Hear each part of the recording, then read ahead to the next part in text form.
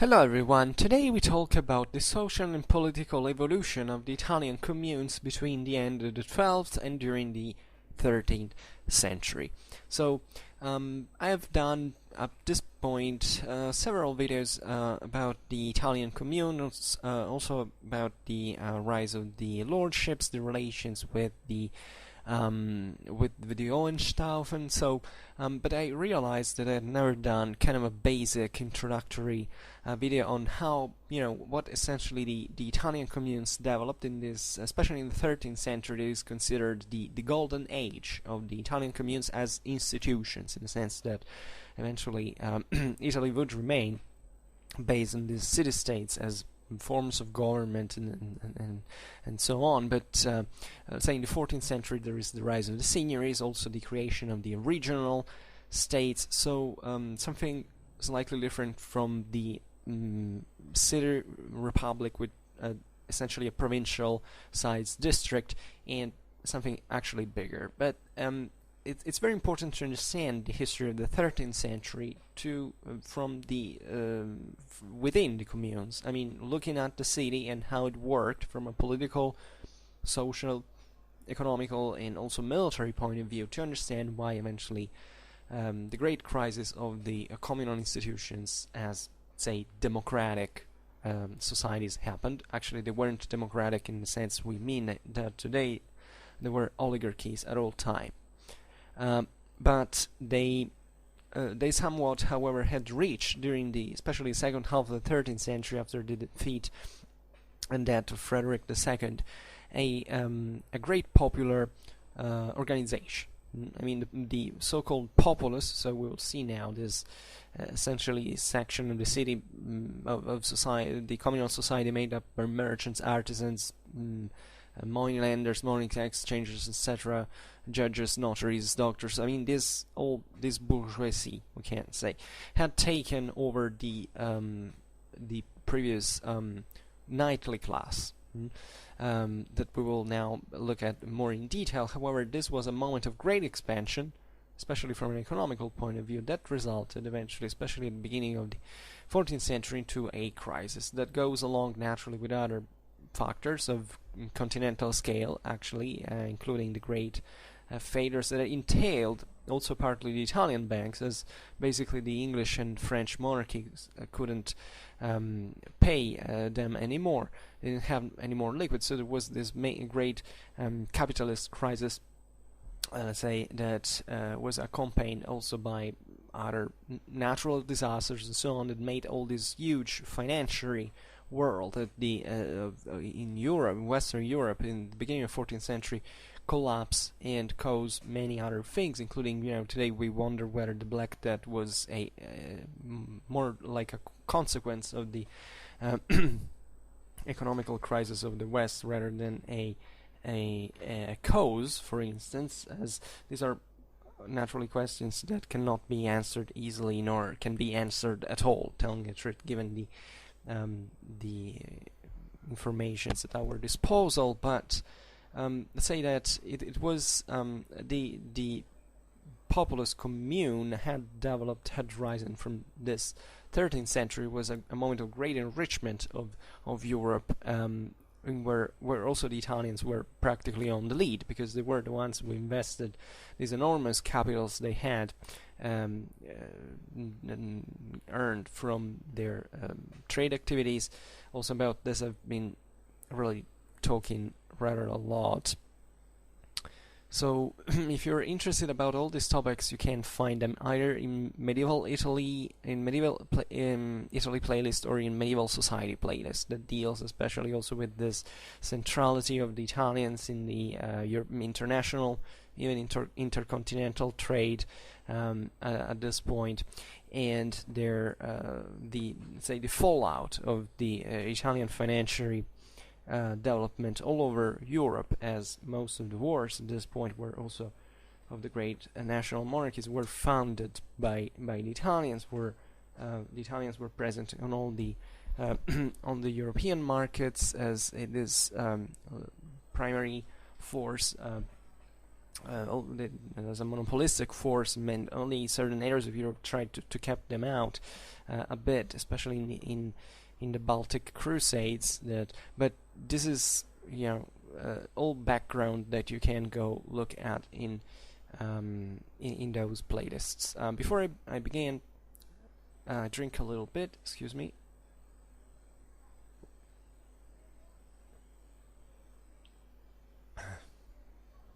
So I could make other premises, but I think it's better if we do them along the along the way.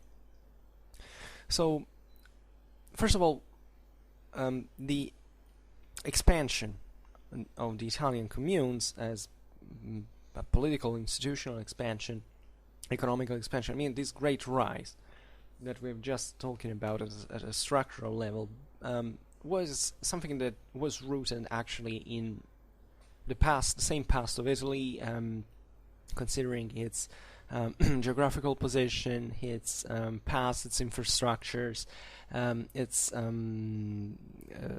wealth distribution, and all reasons that can and should be always borne in mind when studying medieval Italy, because it's sometimes misunderstood. I mean, this is what I call the giant complex. When you look at a political map of medieval Europe, you look essentially at these big chunks of the continent, like, I don't know, the Kingdom of France, the Kingdom of England, or these more unitary ensembles, or maybe even Italy and Germany are framed into this Holy Roman Empire that usually on the maps is poorly represented like a unique state. So that's our kind of silly 19th century style view of of realities that at the time were naturally extremely different from that, and therefore we tend to concentrate more on this, however, nationalistic perspectives, for which, you look at this fragmented Italy and you say, oh well, that's maybe not important because there's all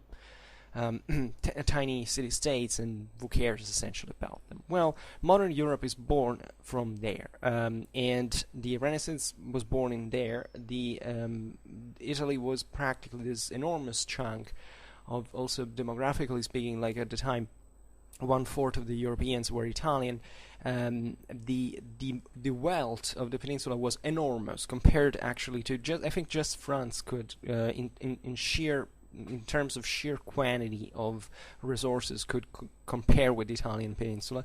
As we were saying, there was a very peculiar wealth distribution that was due to the fact that essentially Italy was the wealthiest country in the world per capita, which means that at all times, even in the darkest, let's say in the times of the early Middle Ages, basically the Italians on average were individually, as people, as freemen, let's say, richer than any other places.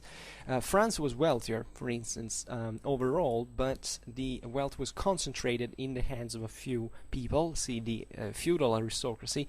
Italy instead had we can say a weak feudalism, but the presence of the cities especially had been a very important factor for maintaining, in fact, this more let's say equal distribution of resources that naturally didn't stem from an egalitarianism. I mean, it was just the structural contingencies that had brought to that. Italy was the most literate country at the time, I think possibly in the world, although surely in Europe, and it was in fact increasing, expanding pretty fast. Also in terms of military technologies, armor production, it was a great, somewhat a great development that we can't say it's like a pre-industrial, say, proto-industrial system in many ways. At least now this is maybe complicated by certain factors, as before the 14th century crisis, especially the industries were shaped in a very individualistic form, in the sense that were more than else shops and things. But already from the 13th century you see these bigger oligarchs making it to seize greater parts of societies, extending their power over them and organizing everything from the top in a more also in a more rationalized fashion. this time also the Italians are developing this account and managing sciences, and say it will remain unaltered essentially up to the time the modern age. It is a world that is really over-expanding also by certain standards, because certain dynamics get out of control. And I think that studying the communal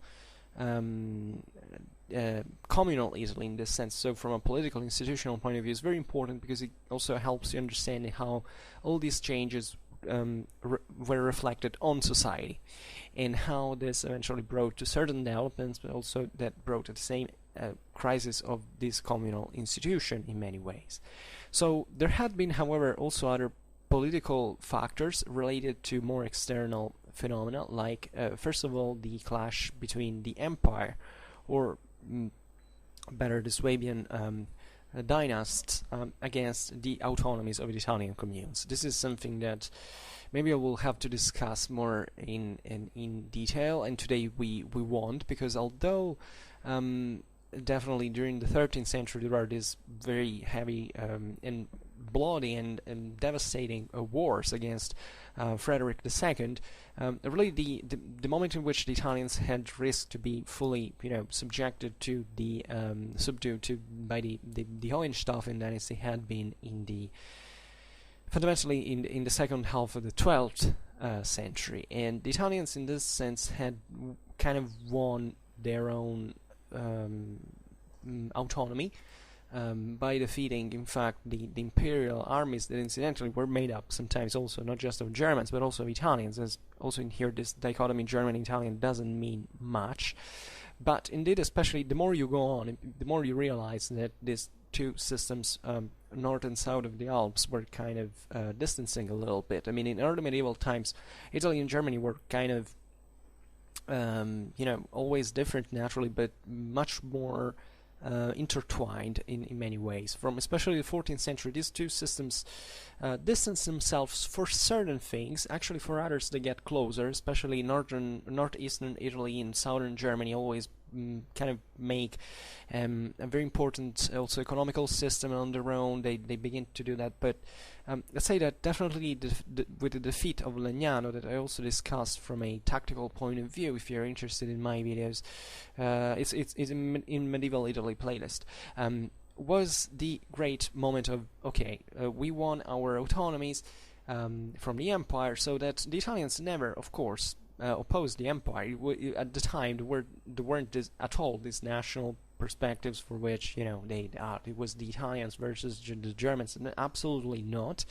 All what the Italian city republics wanted was autonomy, and they had managed to win it. True, they managed to win it in spite of their political fragmentation, as we've seen.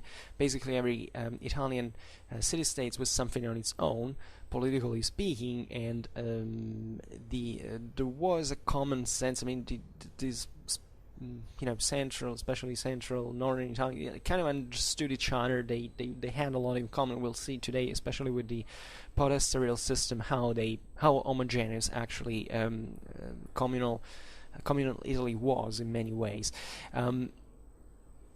However, they managed to stick together when they saw that the demands from the side of the German emperors were aimed at seizing everything they had. And this is also another very interesting topic of discussion, because indeed, especially I think the way that the German, because actually the Hohenstaufen could really arrive to control the peninsula. I'm not saying that it was something impossible. Many people also here like defeatism, especially there were currents back in the day that reason a bit like with these nationalist cliches, for which, I don't know, it was believed that the Swabian dynasty were a bunch of fools who essentially wanted to go for this Mediterranean, search for this Mediterranean dream, and neglecting Germany, and this was, according to a national perspective, detrimental. It is true in the sense that objectively these Swabian efforts made the German national monarchy, at least in theory, crumble. I mean, they could have managed to build one. Instead, indeed, they invested a huge amount of resources into Italy that ultimately went lost because they were defeated, but they went very close, actually, to dominate the peninsula. And the story of, especially what you see with Frederick II, more than Frederick I, because Frederick I was, he was a very intelligent man, but he had a very, such a very authoritarian view of his imperial role, and this is something that was functional really to a lot of things that he managed to make work in Germany, and to kind of impose its own authority, its own monarchy, and in Italy this could be achieved, however, in very different only in very different ways, chiefly by co-opting the Italian elites into the empire, which basically Frederick failed to do, and that's why eventually he got defeated, because he made the Italians so disaffection that he made them join together against him. I mean, it had been the same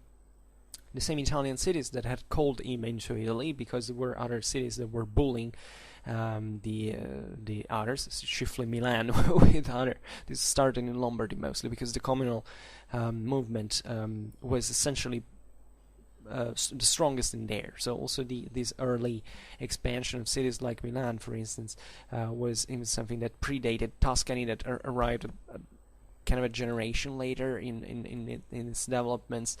But the main problem here had been really not understanding that Italy could be won through a more a softer policy. Like eventually all the other rulers of Italy that came from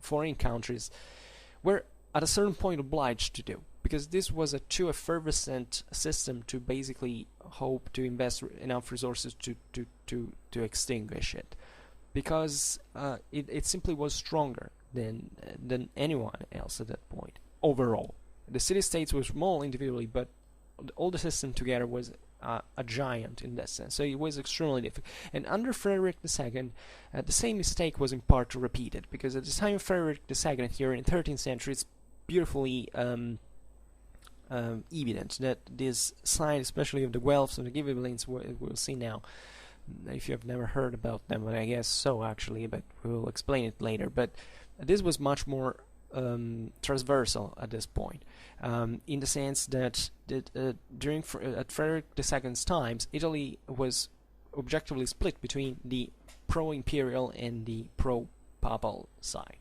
much more than under Frederick I, where almost all Italians kind of sided against him.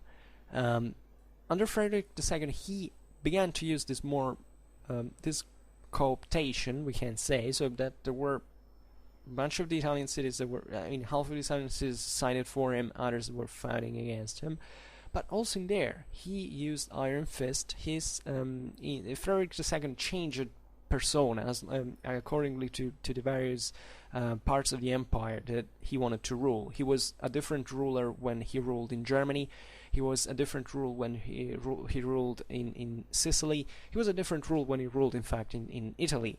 And he and from that side he tried to reimpose that his grandfather's figure in this as this inflexible authoritarian, and essentially stressing the fact that nobody could even think to go against the emperor, the Roman emperor.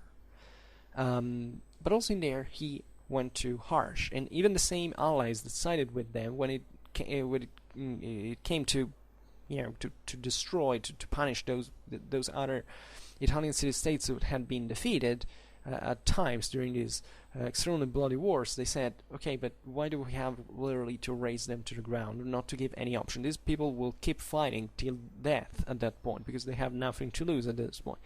And it's important because it's as if there had been a cultural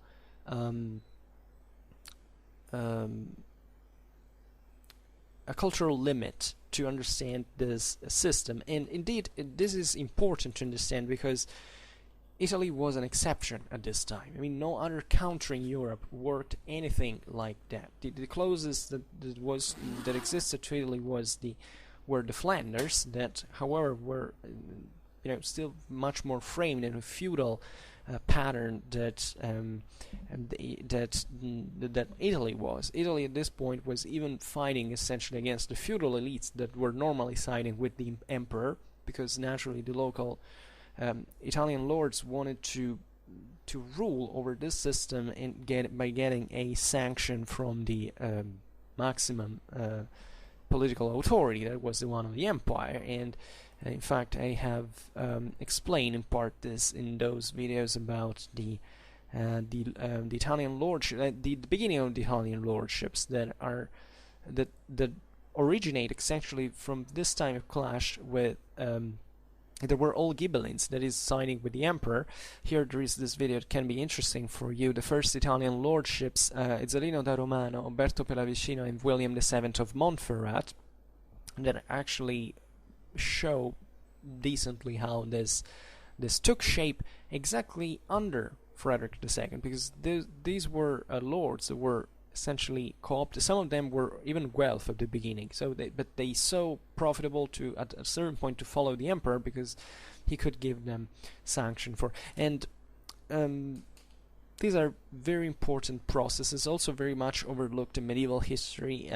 So if you're interested, please go check these videos, because aside from the way I can talk about it, it's really the topic that is interesting. If you are interested also in the early Milanese expansion, you can check out Milanese expansion during the 12th century, that deals essentially with the decades before, immediately before the Barbarossa, the arrival of Frederick Barbarossa into Italy.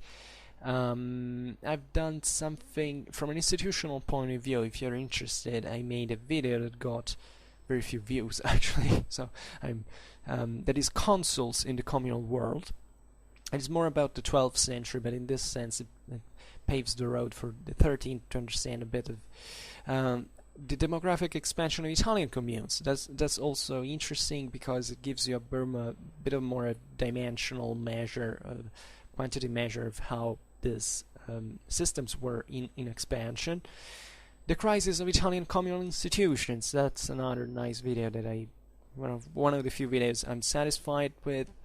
And I made actually lots of these videos. Italian trade and banking in the 13th, 14th century, Frederick I Barbarossa clash with the Lombard League and Harry the Lion, Frederick II of Hohenstaufen crusading clash against the Lombard League. So actually I'm quite satisfied about my medieval Italy playlist, because it's pretty hefty, and I'm beginning to cover very important points that in this sense you can go check out, as they're all intertwined.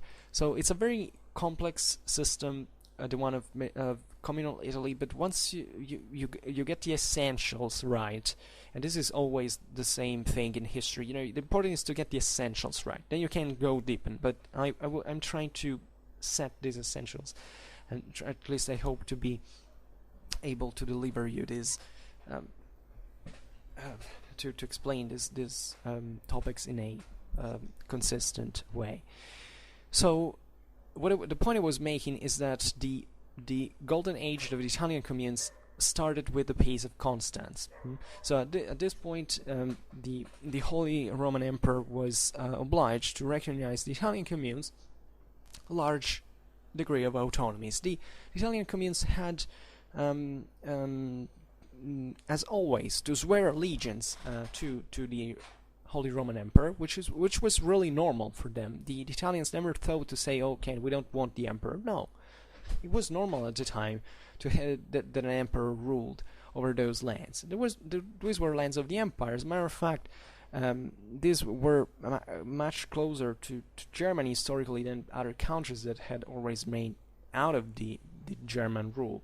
The Italians saw the presence of an emperor also as a profitable thing, because this, like at Constance, their prerogatives could be in fact granted by a superior authority, and that's all what these rising powers wanted to see ensured. They needed also someone who could protect them from, as we've seen before, from the expansion of other communes. There had to be some sort of authority. It was never something so anarchical as it sounded or as it looked. These autonomies had, however, represented they also had to pay something to the emperor in theory, so that there had to be a general cooperation with imperial authorities. But it was fine as long as nobody came there with an army and imposing the single city to do something like that, because otherwise they would join simply into another league, like the Lombard League chiefly, but there were also other leagues, and also the Venetian League that had fought against this de facto foreign armies that were coming there to seize their own cities. Excuse me, I drink a little once again.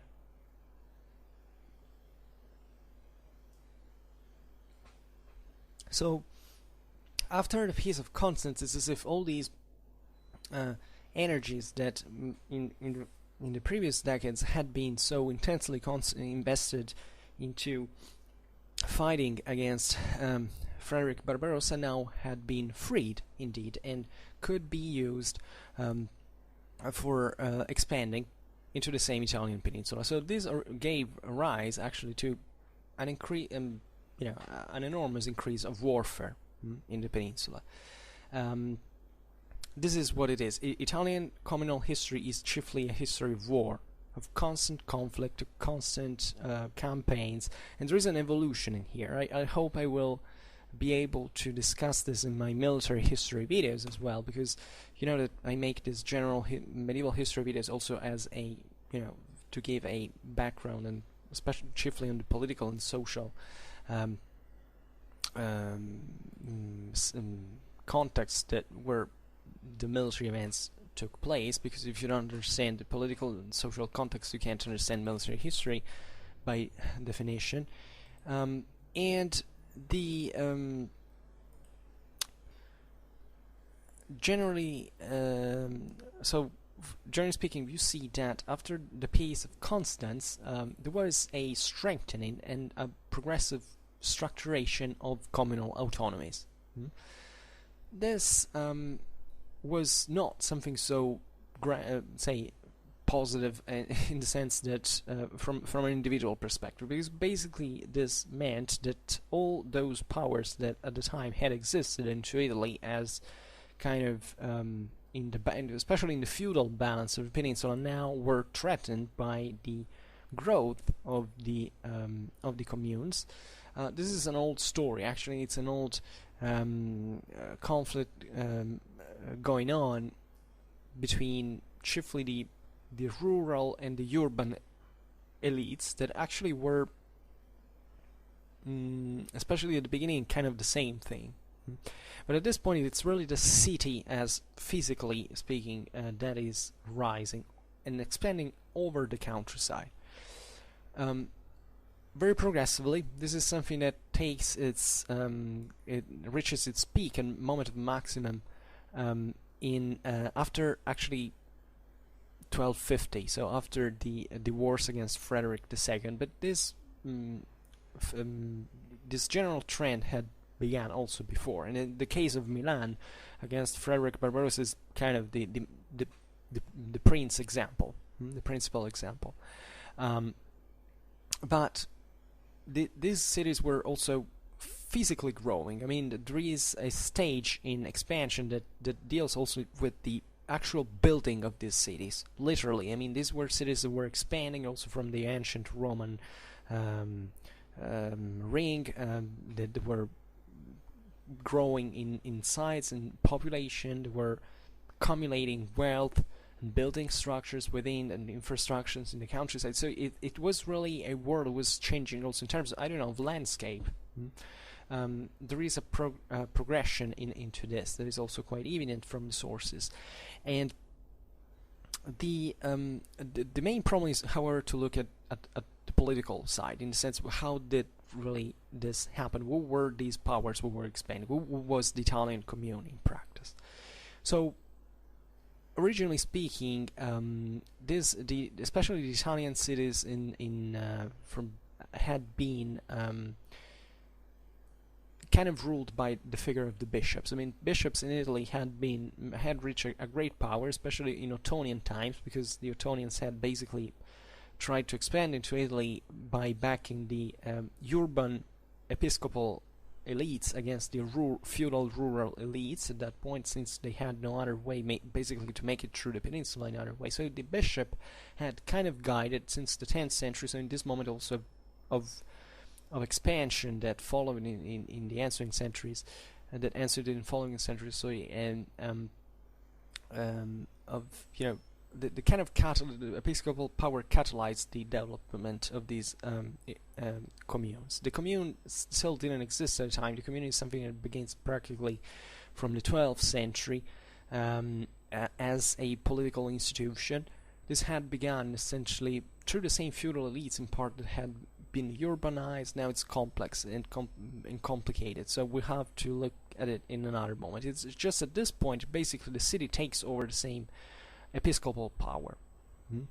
And the city in this sense was made up by a pretty we'll see it later actually, by this double institution, let's say double faced institution that was represented, from one side represented the interests of the people, meant as the group of the citizens, and the nobility.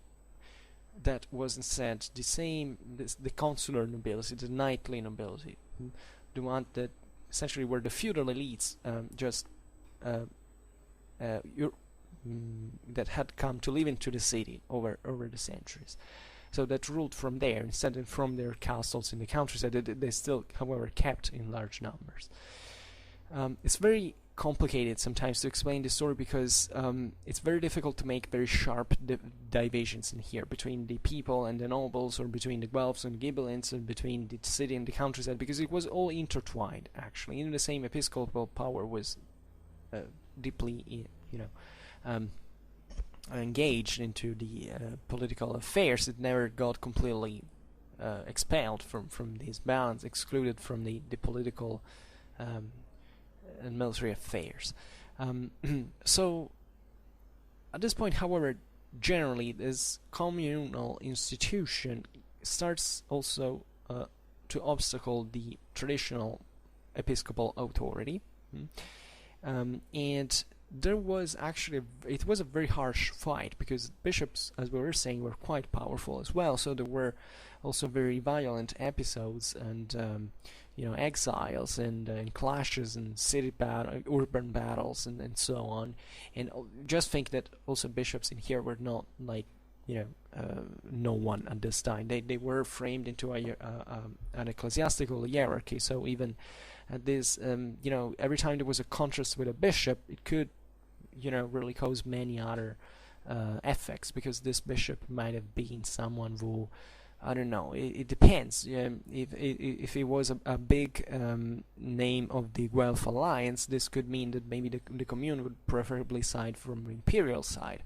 Or if this maybe was just a local bishop who wanted to be more like a local lord and to disobey to the other ecclesiastical hierarchies, he could be backed. He could be those who wanted to throw him out could be backed by the Pope. This was extremely complicated. However, the important is that those prerogatives that usually pertained to the bishops as a diocese were progressively absorbed by the commune. So from this lay power. This is important because in origin the city district of every urban center was in fact corresponding to the diocese. So sometimes these Italian communes simply, even from a sheer institutional point of view, they overlapped to the same episcopal authority. That is, they were doing it in the name of the diocese in practice, even though maybe they had thrown out the same bishop. This is important because there was a need of also legitimization in terms of saying, through which authority are you doing that? We're doing it through and the answer would have been we're doing this through the authority of the that derived us from owning essentially the diocese, for instance. So in the Middle Ages there is always this need of a legitimization, of continuity, of something that could be also legally, juridically acceptable. And the Italian communes in this sense were doing something extraordinarily weird, because if you had been one of those German monarchs coming into Italy, you have been impressed. And we get this from the sources, that a world that was used to a feudal, to a feudal society, feudal culture, and so on, looking at what was happening in Italy was something completely. It was the world in reverse, practically. The Germans were especially astonished by the fact that the cities could be ruled by people who were not of noble birth, and that these could deal and impose even their authority on the feudal elites that usually lived into the countryside, and were instead of noble blood of ancient origin, and especially they had never seen cities like this, because objectively in the rest of Europe there weren't such systems, even in terms of infrastructurally speaking. Cities like Milan were, I think Milan at a point in the 12th century was the largest city in Europe, and this also made a great impact on the whole thing, because these cities also had an enormous economical power. So they had infinite resources. They could, and that's also why the Germans went there, hoping to eventually seize them, because they wanted to squeeze their resources and use them for their imperial universalistic policy. And that's why these guys said, why should we do it? So and there is in this sense also a great I made a video recently, not so recently by the way, that deals a little bit with this idea of the sheer resources that these systems had, that are reflected also on the military organization. At this time the Italians could field enormous armies. I mean, considering the numbers that were deployed into the national monarchies, etc., these guys could even field up to tens of thousands, mostly infantry, but cavalry was present, heavy cavalry was present at all times, as like in the rest of feudal Europe. But just for saying that these were systems that eventually also didn't produce as many sources. This is something a bit tricky as well, because I don't know, the King of France. Well, the King of France was the most powerful sovereign at the time, so it's kind of a. But let's say other small dynasts sometimes have left us, a bit of a propagandistic, self-aggrandizement through the sources, because they could pay a scholar in their court and to write about their deeds. These were cities that were fully absorbed instead into trade, into economy. They didn't care about praising themselves, so they often didn't even tell so much about themselves. And this entailed that also a lot of their political and military history is kind of neglected, because they didn't need to even write more than much about it. Actually, they started doing that as well, but in more pragmatic, from a more pragmatic point of view than what was done with, I don't know, the dynastic chronicles that existed in the rest of Europe.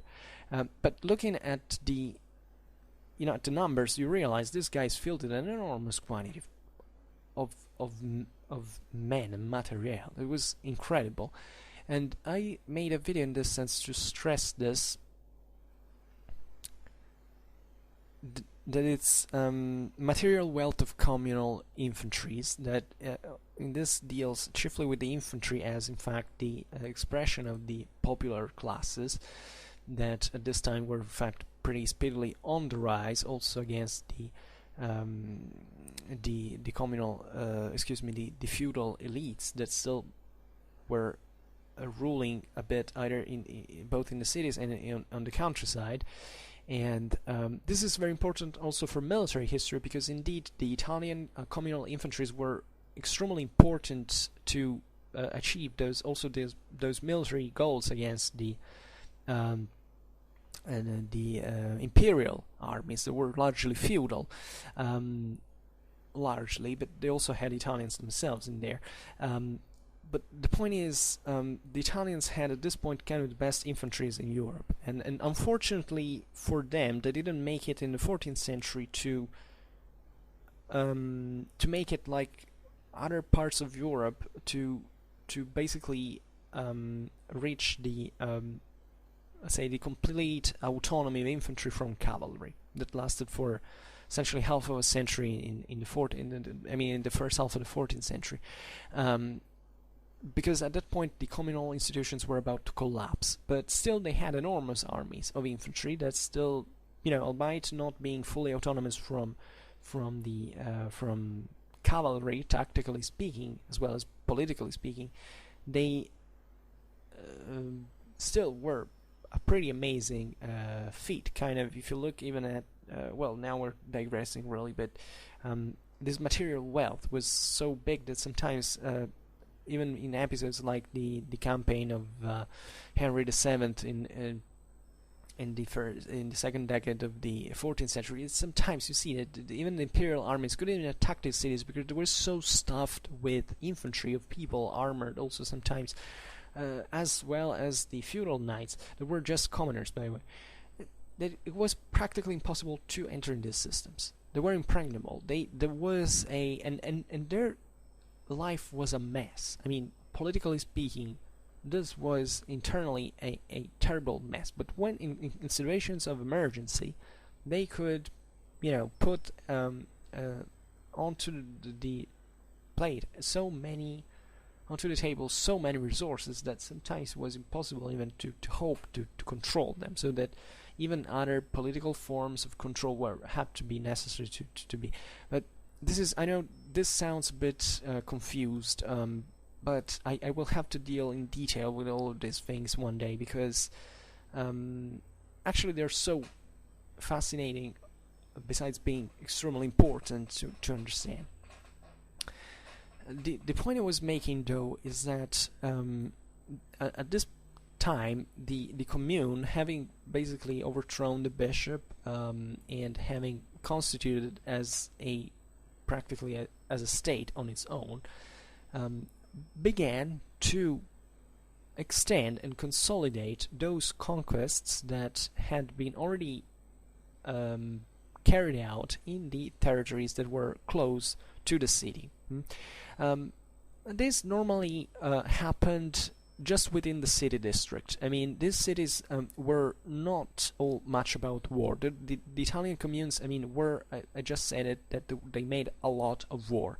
Yes, but they hadn't really a fully military character. It was not like a feudal world where war was literally the most important, the essential nature of their command. The Italian city-states remained kind of cities, especially at this time, cities of merchants, of people who wanted to expand that recurred to war only because it was necessary, but not because they were happy. Why? Because simply war costs a freaking lot. So these commoners usually didn't want to spend too much for this expansion. They were content just to extend the formal authority of their, and not just formal, but let's say the authority of their own city. First of all, on the whole city district. The city district, as we were saying before, usually had a provincial scale. It wasn't something enormous. It corresponded really to the diocese, but these were extremely fertile lands, especially, in the Po Valley, in Tuscany. These city districts were extremely wealthy, extremely productive. So it was normal for the city that was just in the middle of that, because traditionally these were city districts that, originated from the dioceses, but it was something that, cities that were built in those locations, etc., since Roman times for strategical reasons, usually on the rivers, on these very important roads that still existed at this time, and that at this time were, however, even more important than they had been in the past, especially in Po Valley, because they were the nets of communication through which all the even intercontinental traffics passed by. The Italians were the ones who literally shifted all the goods from east to west at this point. into Europe. So you can imagine also why these cities were so wealthy, because they accumulated all of this power and were able to capitalize upon this by expanding and building something more structured on the territory. So, as we were saying before, in the countryside, so even remaining within the limits of the city district, there were other competitors to the commune. Communes sometimes were naturally in contrast once against the other. It was typical in the municipal mindset of Italy at that point that your neighbor is essentially your enemy. This is a bit easy because too easy to say, because objectively there were so many city districts into communal Italy at this point that it's difficult to say, that alliances kind of switched continuously, because Italy was also influenced by so many factors that all the system was extremely fluid. But traditionally speaking, there was always this kind of close center that was your rival. You had to make this war and so on. And actually, these cities did kind of made a lot of they usually ravaged each other's district. This was the average thing to do. But objectively, they didn't have an interest, not even enough resources to put another city under siege. Just bigger cities like Milan and later Florence kind of managed to do this. But this is something that was difficult even for imperial armies. You can imagine from the perspective of a single Italian city. So you understand only these enormously wealthy individual cities could do that. Florence, in the first half of the 14th century, is the wealthiest city in the whole world. So they were so wealthy they could invest into it, but tendentially they didn't want to spend too much. In fact, there was so much war at this point, but if you look at the potential that these cities had, objectively they used just a tiny part of that potential, because they didn't want to spend too much. Their interest was mostly in trade, also in international trades. They had and these city republics had banks with branches scattered all over Europe. So even war was something kind of dangerous also for the capitals, for trade, for the investments. In fact, the Italians at this point had also a very much better grasp of what was happening in the rest of Europe than all the others, because they were scattered all over and they were looking at all what is happening, the main wars against France and England, because this meant to see, to win or to earn or to lose money. Sure, this very complicated story, but let's say that war was also business. There are certain sources that I've read, also relatively famous if you get into them, that tell us that usually also the knightly class, the feudal elite that lived in the city, saw war as a sport. And they didn't want, actually the people was much more warlike and terrible and violent than the same feudal elite at this point, because the people wanted to annihilate, to get rid of war. They wanted to raze to the ground the enemy cities. And sometimes they could do it, especially in the case of Florence. And this knightly class instead tended to slow down, like, hey, wait, because if we destroy that city, what are we going to make war with? That's our favorite sport. And that's their favorite sport, because especially the nobles, the mounted elite, saw war as a beautiful occasion to ravage enemy land, seizing a lot of booty and reinvest it and so on. Well, the people was essentially fed up with war, but in this sense was so fed up that sometimes was even more violent than the knightly class. So in the city within the borders of the city district, the main competitors, main rivals, were either the seigneurial elite. That was usually feudal in nature. They had all these castles in the countryside. They had and so on. So these were the major competitors, and usually the pattern of this, but not always, was that the city was wealth. So those was backed by the papacy, and this feudal elite was Ghibelline, so backed by the emperor. this is the general trend. It's not always like that, but tendentially the people is more from the we can say even the left side, and the feudal from the right side. If you want to stress this, it doesn't mean anything actually, historically speaking, but it's kind of more evident. You know, the people is more from social point of view. The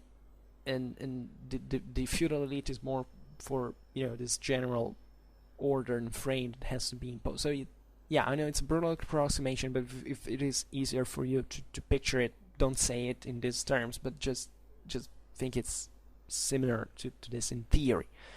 And of course it was an extremely different world. It was nothing like left and right at that point. It was completely absurd to even say, but you know, certain trends maybe go into a similar direction. The another competitor could be actually, and this is what messes up the thing, is it could be even a faction that lived within the same commune, because just right now these feudal elites we're talking about weren't just guys, I don't know, living in the countryside completely unattached from the city at all. Basically it was normal into the city district to have several noble lineages that they all had their own castles. Italy was full of castles at this point. Like in every countryside could have tens and tens, okay, even hundreds, literally. And obviously they were not all big castles. They were kind of small thing, but they were very important, because, you know, just think about how the hell it costs to take it down one by one. And this is what the Italians were practically all about at this point, because if you see, the average military expedition was something, you know, led from the city to go destroy that castle, that noble that had behaved like a jerk, and that's it. And that year, and maybe, yeah, it was 3 or 4 castles in a season, and then no, well, not really. Well, it depends. It really depends. But I'm just making an example of how it could go. And the year after was the same. And bit by bit, the commune expanded over those areas. And maybe seized the same castles. Some were broken, some were destroyed, some were maintained. So that also the commune starts extending its direct control in certain areas. But the problem is that these elites actually are part of the same urban elite, so that the people is never detached from these elites. On the contrary, it often sides with them. So there are factions that side from this or that elite. Just think of these factions. There are also certain geographical elements that, for instance, the city at this point was split into quarters. So it was normal that the properties of those citizens that lived in one quarter were just outside that side of the city, outside that gate, so that it expanded into the district only into one area. So it's normal that if this area has some interests in particular, it has certain noblemen that also live in there, that they're gonna be essentially pushing for, you know, strengthening that side of the city. And the one that is in the opposite direction is maybe has a completely different interest. So this is how these factions formed practically. And the city in itself was a pretty much militarized place, so that you know, medieval cities at this point were, you know, fortified in practice. There was these house towers that, you know, you could see the skyline of Italian. There in Italy there are beautiful cities there that look still like that, especially in Tuscany, in Umbria, and so on. But you have to think the average Italian commune was dotted, you know, they had skyline, they had all these towers from which they literally bombarded each other. They threw crossbow bolts, catapult bolts, and some of this stuff. So theoretically, also the city could become a battleground. It often happened, telling the truth. Also, the city streets were so narrow, and that's also why infantry was so important, because maybe in open ground it still needed cavalry to do certain things, but within these city streets, these infantries could literally block everything, creating barricades, you know, concentrating crossbow fire, letting even cavalry, letting it possible to physically operate in there. So these are all factors that have to be taken into consideration. So sometimes the cities, the Italian communes at this point, expanded their power in the territory by building the so-called free burghs. In Italian, they were called borghi franchi. So free settlements that practically were founded to be sort of avamposts of the communal authority into the district. And they were usually granted also certain autonomies, as much as, in order to make them grow fast, but also keeping them kind of under control. And these were usually built over, along the frontier of the district, of the city district, and very often in areas that were kind of disputed with the neighboring communes. Because objectively these city districts were not all controlled by the city, in fact, as we've seen. So there were many kind of gray areas where either there were several communes that wanted to extend their influence, or the local lords that were all involved in the same thing. So there was a way to keep in check either the neighbor communes or the feudal lords of the countryside. And or sometimes there was a more strictly economical and agricultural reason, in the sense they maybe the commune wanted to expand into an area and to put it to make it become arable. So there was a lot of also reclamation and beautification and so on. And this is obvious because the city needed food. These cities were quite important logistical centers, but also depended by the countryside. So sometimes a very good way to control the city was actually controlling the countryside, because that's a way you could control the supplies. So that's why also the feudal, the rural nobility was so dangerous, because objectively from the countryside they could make a lot of things. It was also difficult from the commune to keep in check, because warfare in this, also mounting up expeditions to stop these lords was extremely costly, and the commoner infantries were making a great effort. And at this time Italy is in continuous warfare, so on the long run this also impoverished the countryside, and also that endemic strength that that was at the base of the Italian armies starts to fade, because the Italian armies at this point were slowly transforming. They weren't just the citizens, those who lived within the city gates that went to war. At this point it was the communes also trying to make these mass levies of the peasants of the countryside. And if you destroy the countryside throughout continuous war, you don't have also many peasants that can equip themselves, or can present to the army. So it's pretty everything kind of progressively deteriorated. However, the commune tried its best to maintain a certain degree of control, especially of the supplies, of the city supplies, that equated, we control the city supply, control the city de facto. So eventually the communes decayed also because of this incapability of being a unique political system. There were so many factions within that they didn't act as one, and someone else from the external could simply take over. And this is why it's paradoxical that after this wave of expansion of the commune over the countryside, it's exactly the countryside, those feudal elites that come back into the city, because they were called even by the same commoners at that point, because they realized they couldn't these commoners couldn't rule themselves anymore, so they needed necessarily a chief, a military leader. And that's how the Italian lordships basically were formed in a nutshell. I know it's very approximate, but it's really how it happened. It's this going back and forth between the control of the citizens and the control of the feudal elites.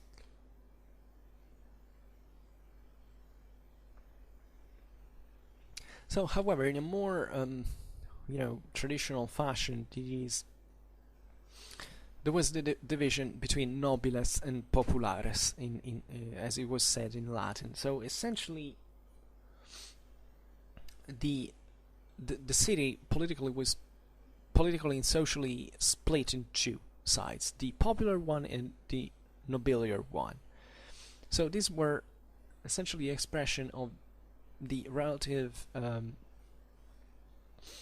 the correspondent components of of urban society.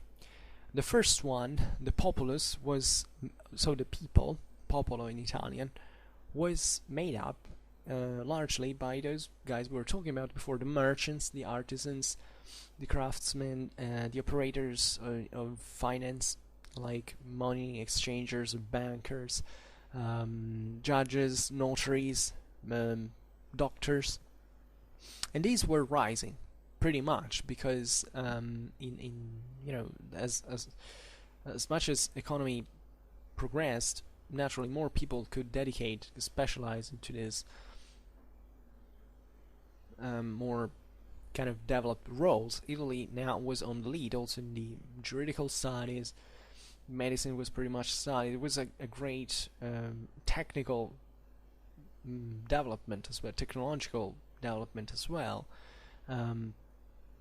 As we were saying before, these cities had often also the material, the technologies, the know-how to do many things, including siege warfare and fortifications and so on. So they had this extremely intensely specialized personnel that usually came from the middle classes, and these were needed to govern the state as well.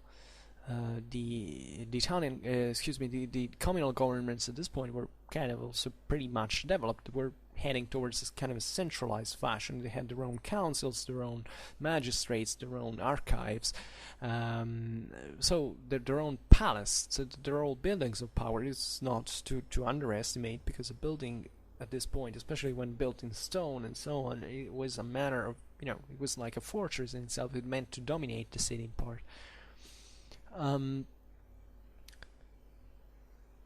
So this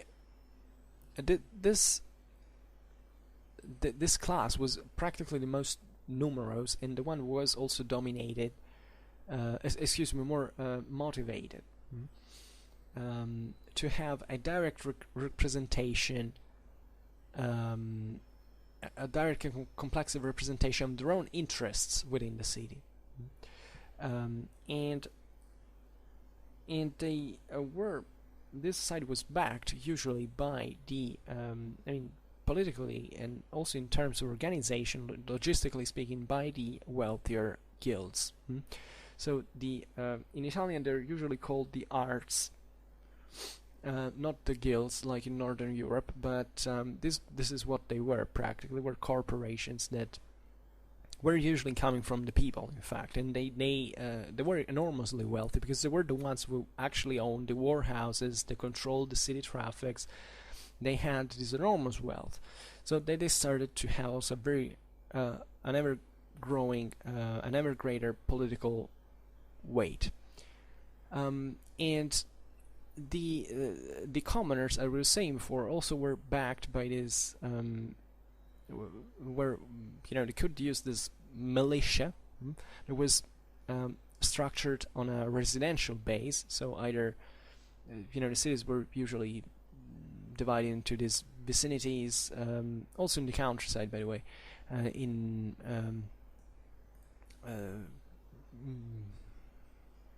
these districts, quarters, how you want to call them, that could vary really. Cities could be split in 4, into 6, and even more. So it depends. Really, these were all the quarters, just to say it approximately, without meaning literally 1/4. And each own had usually split on the base also of parishes quite often. They had all their insignia. They were pretty well organized actually, because at this point also all the commoners were wealthy enough, let's say, to have their own equipment. The Italians were fastly developing this infantry also with very long lances, with crossbows and so on. So there were things that kind of worked, and they relied, however, chiefly on mass and this idea of that they were cohesed also on a residential base, so that you knew you were fighting together with your own family members, with your friends, and people you lived close to. This these quarters were considered that the medieval cities were pretty much compressed, also spatially speaking. So you lived close to many people. You shared a lot with there were these guilds were something greater than just a work organizations. They really shared so many interests in common. And by the way, it's important also because these commoners sometimes were the same craftsmen that I don't know, produced the same armor and weapons, for instance, or even the showing for the horses. So even the knights kind of had, were dependent on these people. Sorry, and some in Italy, by the way, these militias sometimes could entail that it's not that commoners were just on foot and only the militia, the knights were the nobles were, because also in here it depends who were the nobles. In Italy, the main difference is the nobles were usually recruited on a patrimonial base. I mean, you could be a noble that is a knight, and you were imposed by the commune to serve as a knight in war, or also to pay someone in your place, which was an enormous expense in any way, if you were wealthy enough. So this was a very naturally, and this militia kind of remained efficient for quite a long time. Then eventually it progressively declined as the system of mercenaries kind of began to rise, because it was more convenient. The bourgeoisie kind of got also more dissatisfied with military service. They didn't simply, they preferred to pay for someone else to go fight in their place, to make the long story short.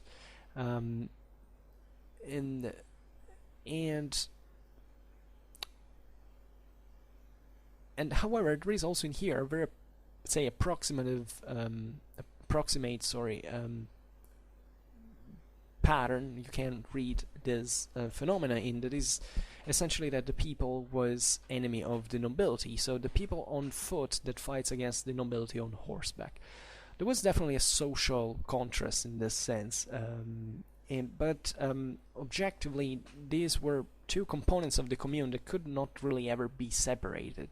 It was mostly the factionalism was pretty transversal, socially speaking. There wasn't this sharp definition, but there was definitely a moment to which this class of commoners began to expand consistently, and this put in crisis the nobiliar rule that up to that point had controlled the city. So that there was also this class conscience of the people who wanted to get armed, also because they were fed up by the nobiliar violence, because the knights basically behaved like bands of thugs. They always went making urban battles, one against the other, these clans and so on. They had this pretty military lifestyle, and this was detrimental also for the commercial activity, because if you make a mess into the city, you have to barricade your shops, hoping that someone doesn't come to fight into them. You naturally lose a lot of money, and it's a great damage for you. So what the people begin to do is to stop this, to get represented also in the communal institutions, is to arm itself into certain companies that had basically to take arms every time that such things happen. So it was also a sort of need for security, for policing, for having maintaining public order. And the development of Italian communes actually stems largely from this. I mean, the idea of having a safe place where you can live safely and you can carry out your trade activities without too many problems, etc. There is this idea of state that starts to emerge as something that has to put to calm the nobles down, to make the city a safe place, and to make the citizens live in peace. Naturally, and there is a lot of civil progress in this, telling the truth, but also the situation was a bit more tormented than how it ideally sounds like this, also because the people was practically at a certain point doing the same, because even the same popular families at a certain point began to do the same thing that the noble families had done, and they actually became nobles themselves de facto. And as we were saying before, so the difference between nobility and non-nobility was pretty blurred, and it's very difficult to even draw a line in this sense. For instance, the so-called magnates, the tycoons, if you want, who were these guys? There is all the legislation was carried out by the Italian Communes, especially in fact in the moment of greatest strength of the people during the second half of the 13th century, that looked at these extremely wealthy and powerful citizens and said, oh, these are magnates, they have to be sanctioned, they cannot participate to public offices anymore, because they are using them to essentially to expand their personal power, and because eventually they want to take control of the city, so let's take them out. And if you look at these people, you see that they're difficult to qualify even as a class, if not for their wealth. So that there weren't many concerns about who you were, where you came from. Most of these elites, by the way, were also pretty much pretty young, pretty recent in time. They had formed, as we were saying before, there weren't an old feudal elite. A few of them were, especially in those weaker communes that in this sense had been mostly, they had been tied since an early age to the feudal elites of the countryside, that had kind of taken over the same people, basically, in a city since a long time. In other cities like Florence, for instance, set up the symbol of this republicanism, if you want, that stressed this idea that the commoners were kind of, the ones who had to rule, and were more positive towards the so-called tyranny of the other elites. The families were quite recent. Some of the wealthiest Florentine families that eventually became even European royalty in the modern age and so on, they were emerging from very obscure. They emerged from the commoners class. They were simply craftsmen, moneylenders, jurists, notaries, and so on. So it wasn't actually. It was a very different world from other areas of Europe in many ways, but at the same time it was so similar, because even if you take the feudal elite, the knightly lifestyle, chivalry, and so on, actually the Italians were pretty much keen on that as well. It's in my opinion, it's a very interesting context. However, going on, we still have a lot to talk about, unfortunately for you. Another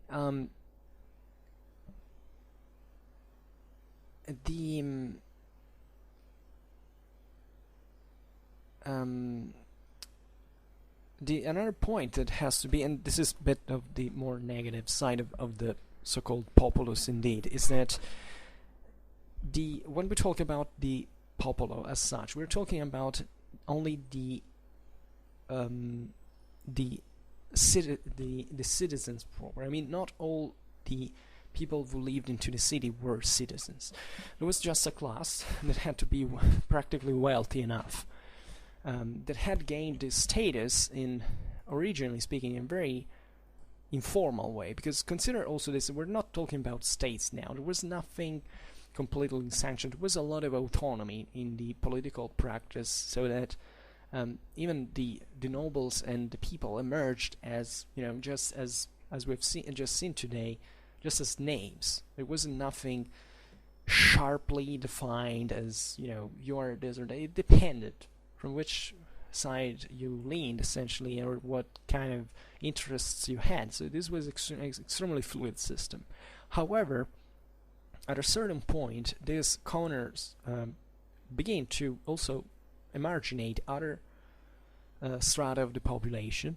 They were chiefly the poorest ones, and began to assume this title of populus, in fact, as just this class that was becoming ever richer at this point, because chiefly of trade, of the economical expansion of these times.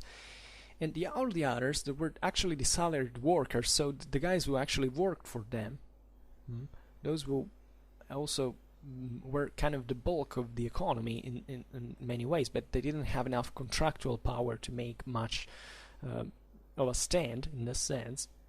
In the 14th century, especially with the economical crisis of the mid of the century, these salaried workers at a certain point revolt, but they don't have the strength for that to take over eventually. So they get all either slaughtered, I mean not all slaughtered, but these revolts all fail. There is no revolution in this sense. They get all violently repressed, and that's why also in the rest of Europe it happens in similar ways, because in the Italian cities this was happening with the salaried workers. In feudal France this was happening with the peasants in the countryside. So it happens a bit of all over Europe, that there is this crystallization of society that eventually will be at the base also of the modern world, of the ancien regime in Europe. And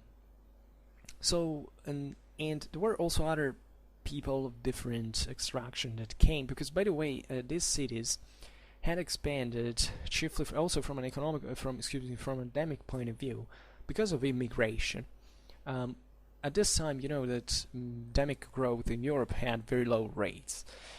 So you might wonder how certain cities like the Italian ones rocketed to the stars at this point. But it was mostly due to immigration. It's not that these guys copulated like rabbits and they multiplicated themselves so quickly. There were lots of people coming from the countryside. There were incidentally also fleeing the feudal lords. This is something secular that had happened for many time actually. So that these cities were formed also in the hope of these people to seize this space made up by the city. That just think about in the 13th century of living in a fortified city with city walls. It was something rare objectively. In Italy it was not so rare, but in the rest of the world it practically was. So this also brought to a decent idea of security. You could control the center. You had a great power by occupying it. So these communities also at a certain point grow. At a certain point at the beginning they come all as immigrants to work in here to make money and so on. Then when they get well off, they close this social mobility themselves and they try to manage the world situation. And actually they screw everything up because they are not able to rule.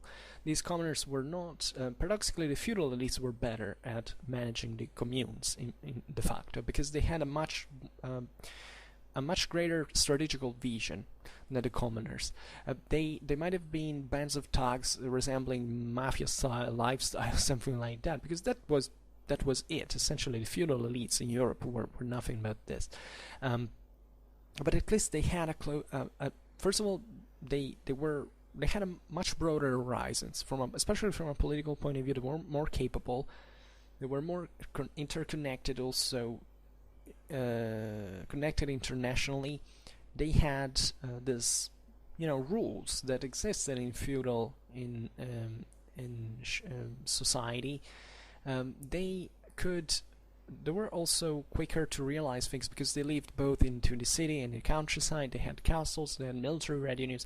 The commoners just thought about their shops. Let's be honest about it. That's all they cared about. They wanted to be left alone to make money. They didn't care about war. They didn't care about too many problems. They didn't want to pay taxes. So they in the end, when they reached power, when they stopped being hungry, they stopped caring about finding new solutions, and they were fragmenting politically. They were beginning to quarrel against each other, also very violently themselves, and therefore they had necessarily to come to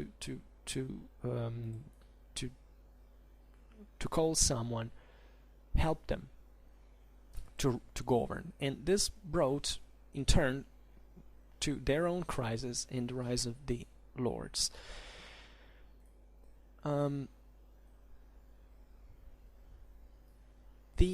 So we've seen the people as such. Then talking about the nobles, so to this city aristocracy that in such an extraordinary measure had contributed to the creation of the same communes, were instead a very different nature. And they had been at the base of the communes for many reasons. First of all, because they owned the land initially, so even the same fortune of the communes had been deeply related to this power, this rural power of theirs.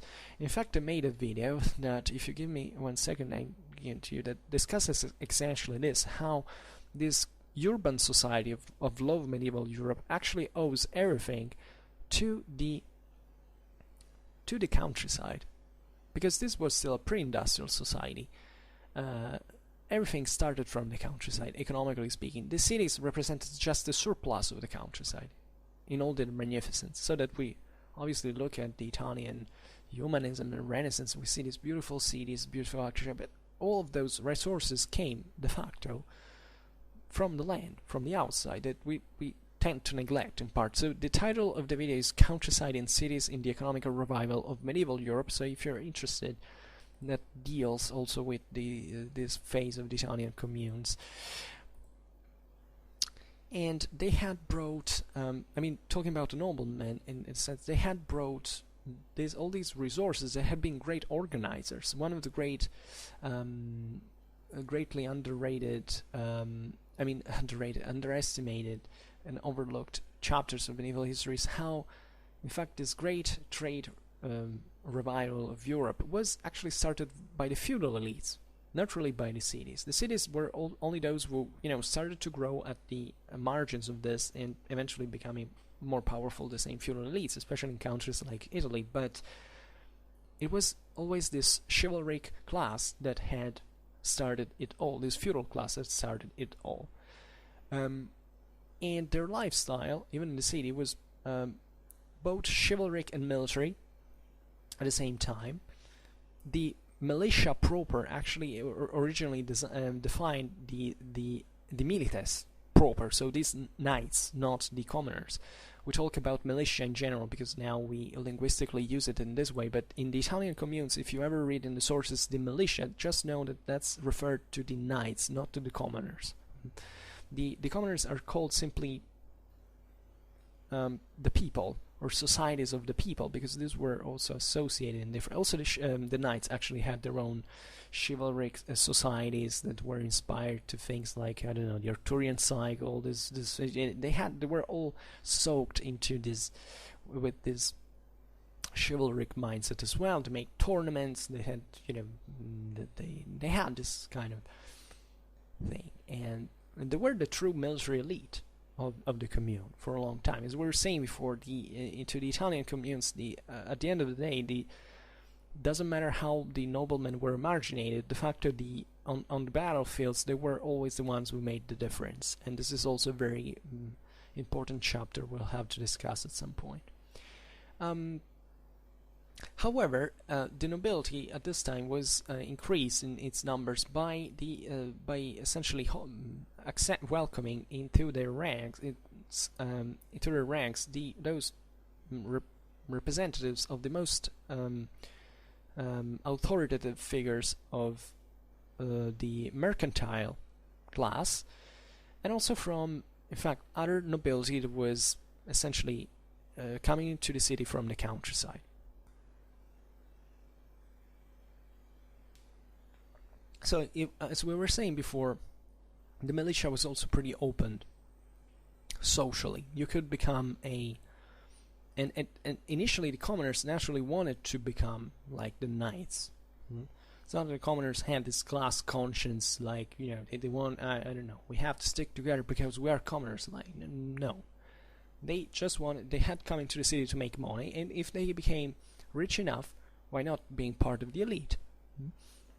And it could be knights, and the commoners were so fascinated by it. Now, in fact, it's a bit funny because you find sometimes that the knightly class that was all about war and this nightly lifestyle, etc., wanted to become a bit more bourgeoisie. In Glad they wanted to have the same wealth of the merchants. They wanted to exteriorize also this more city-like lifestyle. At the same time, instead, the commoners, the merchants, the bankers, and so on, wanted to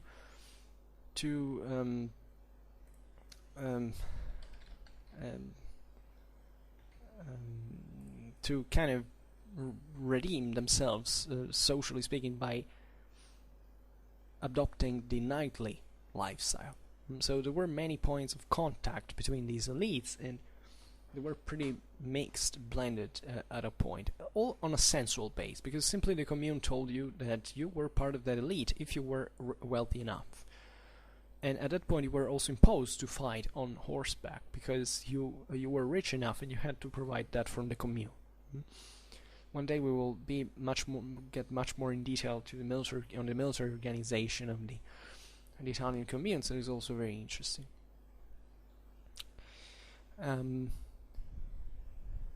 So these two sides, however, were ideally, at least theoretically, one against the other. And this is complicated, naturally, as an interpretation, because the same noble factions were kind of followed by other certain clienteles that were necessarily drawn from the commoners. The opposed nobiliar factions usually fought over the control of the consular colleges of the city, because at this time the cities, especially in the 12th century, were ruled by consuls. Now the councils were usually two, just like there was a reminiscence of the Roman Empire, so for which there were essentially these two magistrates that were in charge of the military as well as civil affairs of the commune, and these were usually, at least initially, these consuls were all from the knightly class. So actually the consular regime indicates that moment of the communal history in which it was the knights who de facto controlled and were needed also by the same commoners to control the city. Then eventually the people begins to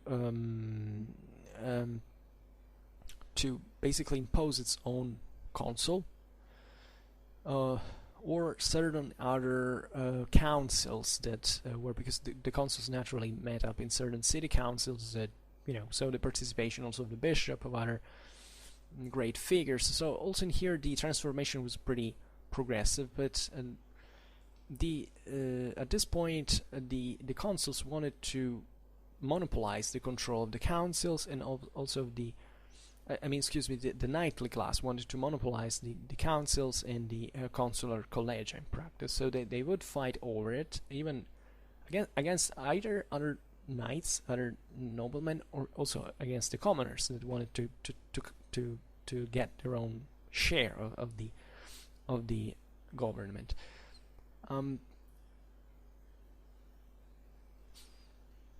So between the end of the 12th and the beginning of the 13th century, this system begins to crumble, and there is the need to choose actually a unique ruler of the city, so to have a more centralized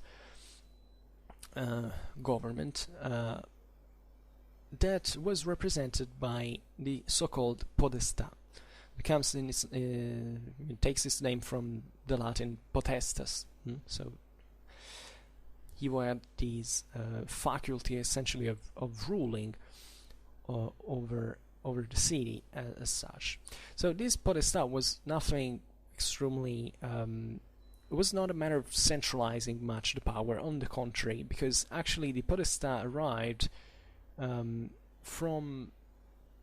usually from the external, from outside the city, as we will see, at least after the first moment, and they were there essentially to the city theoretically in an impartial way. So the city actually maintained its own institutions, its own councils, its own laws. In fact, the podestà had actually to swear to respect these constitutions. He was called chiefly to maintain a bit of order in the city and also to lead the army. So the podestà also assumes a markedly military character, even much more than a civil one, because the civil matters were usually handled by the local councils and tribunals, so everything was ruled still by the old elite. But the podestà was a kind of and it's kind of normal that when you have especially we're so involved into military affairs, you need unity of command. So the podestà has to be one, and naturally he's always surrounded by the communal representatives, but it's however as if it was the commander-in-chief, especially the military expedition. And so actually the podestarial phase follows the consular one in the history of the Italian communes as forms of regimes, let's say, but as you understand, everything is much more shaded and blurred than, however it follows this trend usually. So looking a bit more closer at the podestà was called by the same city councils as we have seen, and they were usually chosen from other cities. At the beginning, actually, there was this bit of a tendency of calling them from the same city, but like appointing a guy, etc. But the whole point of this new office was practically to be impartial. So the best thing was at one point to call them from other cities, and they were usually called from naturally allied communes. Just remember that the communes at this time were all fighting against each other, but naturally they formed alliances one with the others. And there were, in this sense, even certain traditions. I mean, if you look at there are enormous studies about looking at who these podestà were and where they came from. And you realize that there was some continuity. Usually they always came from those 2 or 3 cities that were allied with a commune. There was also a preference in the sense that, I don't know, if that they all came from a family, usually, because there was also a continuity of interest in this sense. Maybe, your father had already been a podestà, and therefore you were expected as his son, who had grown with him and also maybe learned the practice, had gone to war with him and so on, and was already capable, you would be preferred to go, as you were someone who you were trusted in general as your father's son to do something like that in that same city. And so there was a great exchange of podestàs in this sense. The podestà was used, for instance, to put an end to internal conflicts, often with arms. So he controlled also this public order, hoping that in fact, being a foreigner, he wouldn't side from the various the various parts. But this is also a bit ingenious in the sense that obviously also the podestà had some interest, because those who had called him had promised him something, so he was never impartial. But he was there were certain measures were taken in order to him to be also, protected, to have his own military escort, to be able to act effectively also as a police force, and basing on his own, making these interventions based on his own discretion, practically. And the idea was to pursue the interests of the commune as a whole, so not the one of the single factions, but making the commune safe, because this was the first need, really. The commoners, as we were saying, were fed up by violence. They wanted to live in peace, quietly, working freely without problems, having their business without complications. So initially the podestà naturally were called also as a response to this continuous clash going on between the knightly class and the commoners, because they were fed up themselves, because also the knights began to, the knights, the consular class wanted essentially to be, was not very happy about the podestà, but sometimes they were fed up as well by violence, by this continuous instability, and they realized that there was no way to keep governing the city unless they hadn't had this impartial figure that could grant that minimum of stability to make, if anything, the government going on. Because this was also a problem of unity of command. Who is that commands in here? There was no central institution proper. The commune existed as such. There was these local customs, traditions, and so on. But if the society was split, so this was actually a progress in civil terms, because it stemmed from the awareness of all the components of the society that things could not be handled in this ever continuous conflictual matter, that fashion that like it had been. So the podestà usually were accompanied by also a retinue of chiefly of notaries and jurists. These were extremely important figure in communal Italy. You know that Italy at this point was on the lead on juridical studies in Europe. The Italian society at this point had a very high level of literacy. There was a lot of trade. So these notaries and jurists were extremely important, because society had to be regulated by law, and there were also many different levels of this. Like the notaries that were in service of the communes were very highly paid. They were usually low professors from Italian universities. There were people who had a great experience in practice. There were many other notaries who dealt with testaments, with business, trade. It was full of notaries. If you look at a professional section of the Italian society, you realize that notaries in certain places, especially like Tuscany, were an extremely consistent part of the population, numerically speaking, which reveals how profitable this activity practically was, and how needed it was within the same society.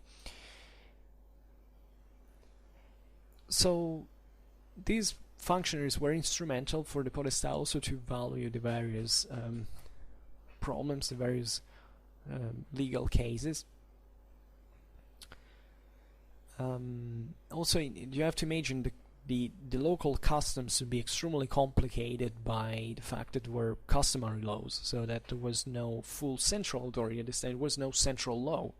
Roman right had been just recovered by the same Italian jurists, but there was still the feudal law, there was the Lombard law, there were other customary laws, so it was extremely complicated sometimes, even to approach certain problems, because you had to decide which kind of law to obey to. So these jurists were also experimenting new solutions, new juridical categories, and so that they were making a lot of civilization in this sense as well.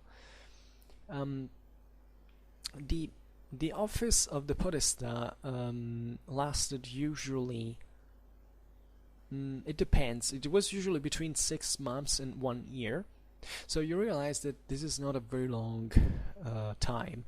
So this means that also in part the communes wanted to, they accepted this podestà chiefly as someone who could put an order to things, but 6 months or 1 year, they're not really such a long time to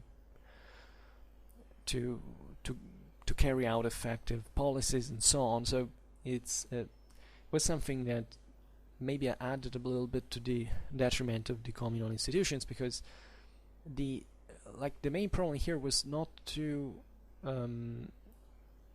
hold to make people hold an office for longer than needed, because it was feared that this person would become too powerful, essentially. Certain podesta, however, could be in charge for several times in a row.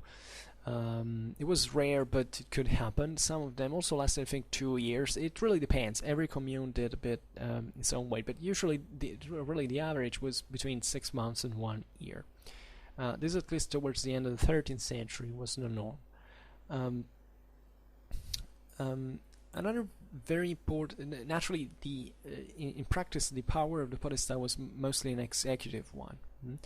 So the podesta also sat at the communal councils that were instead owning the legislative power. So he controlled also what the same commune was legislation was about.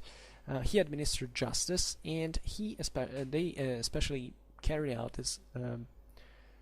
They assumed the command of military operations,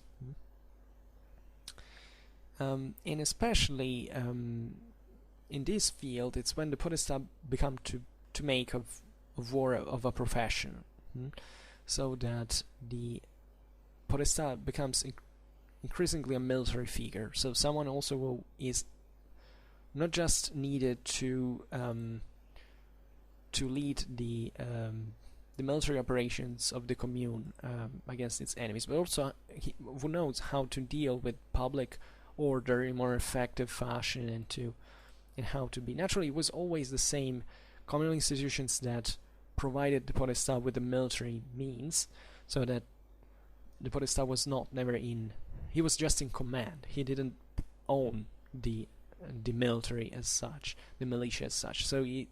But he was trusted to be especially a great tactician, and so that even these podestas sometimes it's interesting, because it's as if the podesta regime kind of was the base of eventually the seigneurial one, because these podestas sometimes came from feudal families, guess who knew how to make war better than the commoners. The same rural lords that the communes had fought so much against. And this is important to make it a profession also in the same family, because if you are a feudal family and you are normally versed into warfare and you fight all your life, so you're a great professional, and your sons do the same exact thing, there is this idea of the continuity of the family profession. It's something you found at every levels of society. The commoners normally had sons who could become, if you were a craftsman, your son might have become a lawyer, but generally speaking, if you were a knight, your son tended to be a knight as well. Especially in the knightly class, this was the thing. So there were certain families who were starting to make a living out of this podesta profession, chiefly as military commanders. Another very important side of the podesta system is how homogeneous it was practically all over communal Italy. So if you take first of all, the same thing that they traveled so much. The communal Italy is essentially central and northern Italy. So sometimes you found this podesta came from completely different regions. Like, I don't know, a podesta from Tuscany could come from the Venetian region, and so on. So you have to imagine also these people really traveling a lot, exchanging a lot. And if you say in fact the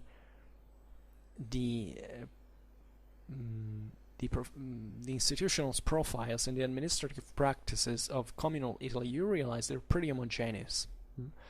So even if these cities were all kind of on their own as de facto independent city-states, they still were extremely similar in the way they were governed. So there was actually a great homogenization. Also, they spoke essentially the same language. People think, I don't know, these were all split. Italy was so fragmented, politically speaking, in the communal war, so these had all to be different. Actually, this is not very true, because they understood each other. They spoke the same language. They dealt with the same problems. They had this great intercommunication between all these cities. So this unavoidably brought, together with trade, together with these studies in the great prestigious universities of law and so on, to a creation of a kind of even a proto-national identity in some sort. And I know this is controversial, because this is not really, Italy never had this national monarchy, and therefore we need to stress that it was as if it was divided. But if you look at objectively, these cities were all a few tens of kilometers to one from the other. How could they be separated? They were objectively similar, and the podestà system also favored incredibly this thing. And the Italians at this time were continuously always parliamenting with each other. If you study the sources from those times, you realize it was a continuous embassy one against the other. I'm fed up when people say, well, diplomacy did not exist before the modern age. This is absolutely false. Here there was, on the contrary, a much more intense diplomatic activity, because the system was so much messed up, so much unstable, that there were continuous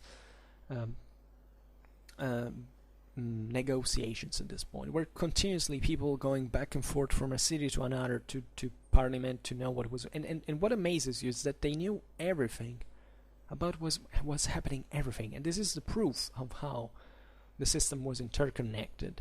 Because these guys didn't think about their own district and that's it. They knew everything about the whole international situation, what was happening in every single city.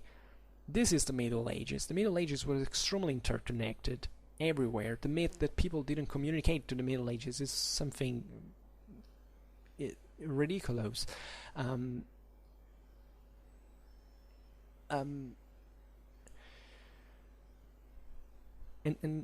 And many other things, you see also how speedy communication was. This is another myth. People in the Middle Ages took years or years to know things. No, because those who had the interest knew things across Europe in a few days, and they had the means to do that. You have to look at who you're talking about, because one thing is a peasant, I don't know, living in Scotland that doesn't know much about the rest of it. But just if you go in, I don't know, in London, you find people from everywhere that have international interests in business and economy and trade and so on. They know everything, and everything is interconnected. The royalty is always informed about everything that is happening in all these various Italian cities, because all the balance of Europe basically depends on them. And the clashes with the Holy Roman Empire between France, it was all fought practically into Italy between the Guelphs and the Ghibellines. Everything that happened in there had a huge impact all over Europe. This is why I say Italian history is overlooked, because people seem to be so obsessed by these national kingdoms, and then as if that was the only cool thing that happened at the time. But actually, all these small, even if take Germany, I don't know, all these small principalities that small, maybe they were not so small, but they all made the balance possible, and they actually complicated the system. Because everything would have been easier. I mean, take if Germany or Italy had a national monarchy like the one of France or England, probably the system would have been much more stable.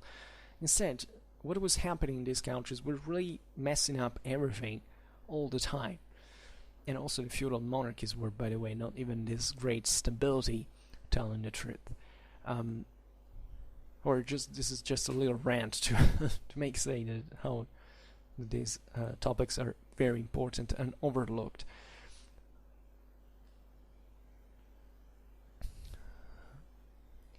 So what else can we say?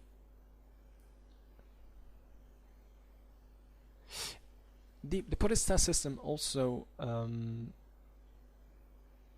podestà system kind of worked somewhat as a medium between the various factions, but on the long run, this couldn't hold. We have seen what were the inherent limits of this office, and how essentially the political factions within the communes were all but capable of providing the stability, because it was on them essentially. The podesta was just a lenitive of a greater crisis that was happening, especially among the people's regimes at this point, second half of the 13th century, beginning of the 14th. And this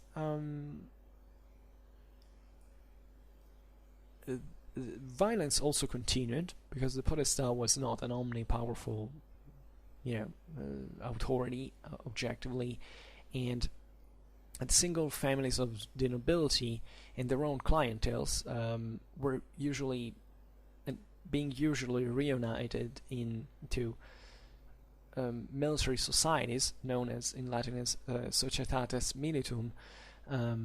So literally the societies of the knights were continuously fighting against each other at this point in the excuse me, in the city streets, especially because they couldn't be dislodged from the city. Let's be honest about it. These were entrenched into their own house towers, and that had been built exactly for that thing. So you find in the legislation sometimes that these communes there were very harsh fines and punishments for those who, I don't know, threw crossbow bolts from their windows, from their towers, and so on. But this happened because it was going on all the time. And very often those same elites that were trying to enforce peace were actually the ones that had the military retinues, they had their weapon and armor deposits, and they could unleash hell in these cities as if they wanted. So towards the mid of the 13th century, there was still, especially was very alive, this factional signing with this superior coordinations of the terms Guelphs and Ghibellines. So today I won't go in depth to the matter of Guelphs and Ghibellines. There is also another chapter we have to deal with in depth one day. But as you know, the Guelphs were essentially these were terms that in fact come from the Italian. I mean, they are the Italianization of German terms. So were simply the Welfen, were the family practically that opposed the Swabians into Germany. That being in fact enemies of the Swabians were in this sense partly siding with the those Italians that were against the Swabians at this point, and that generally were pro-papacy, because the papacy was against the emperors. They didn't want them to get too much power. So this came into Italian the name of Guelphs. So those who sided, generally speaking, with papacy, eventually especially with France, because after the defeat of the Swabians, kind of the French and the Angevins take over, they become the hegemonic power into Italy. There are a few pro-imperial powers into Italy, into communal Italy.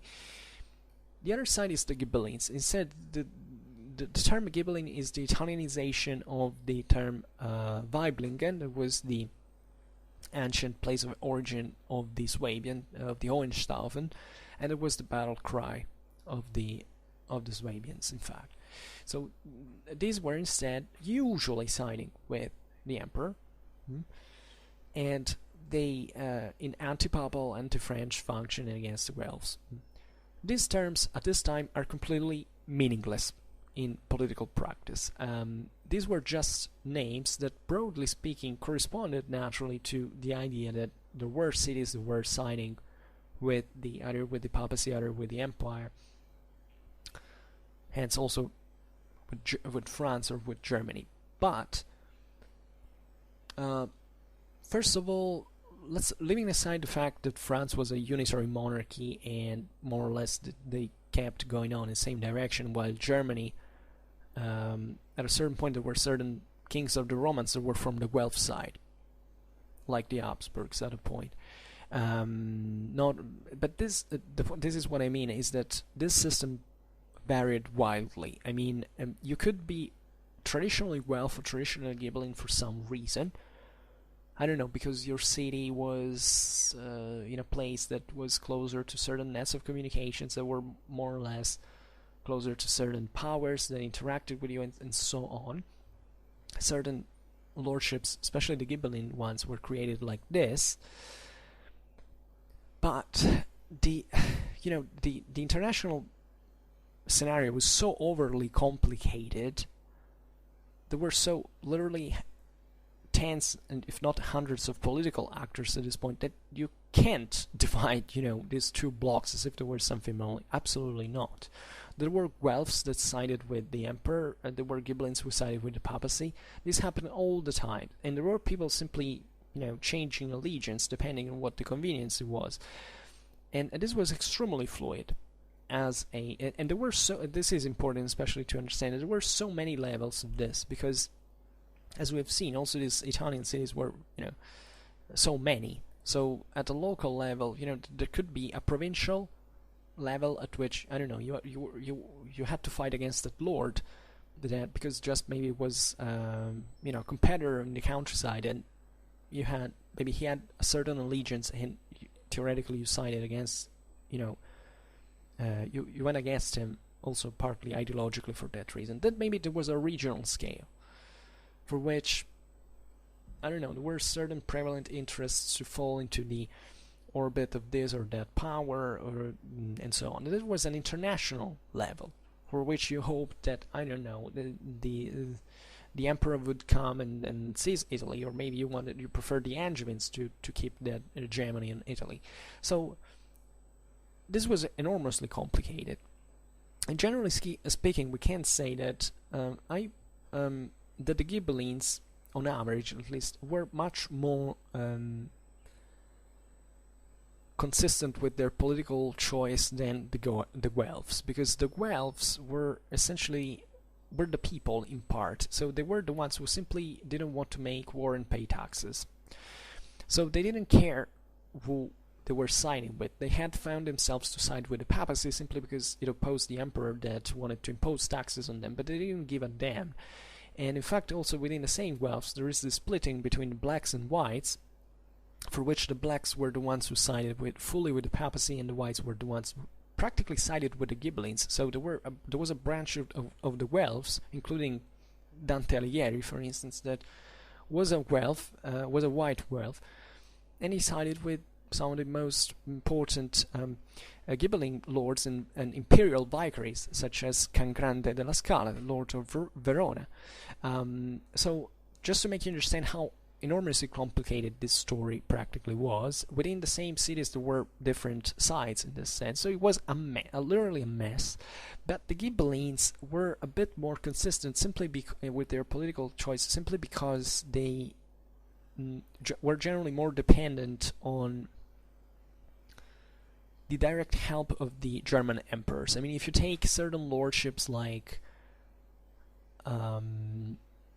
Verona, in fact, it was just named, or Milan with the Visconti, because then there were other Milanese families, were like the Della Torre, who were Guelphs, or Lucca, for instance, that initially was Guelph, as a city with a people regime, then eventually becomes a Ghibelline lordship, and these were the main, especially in the 14th century, the main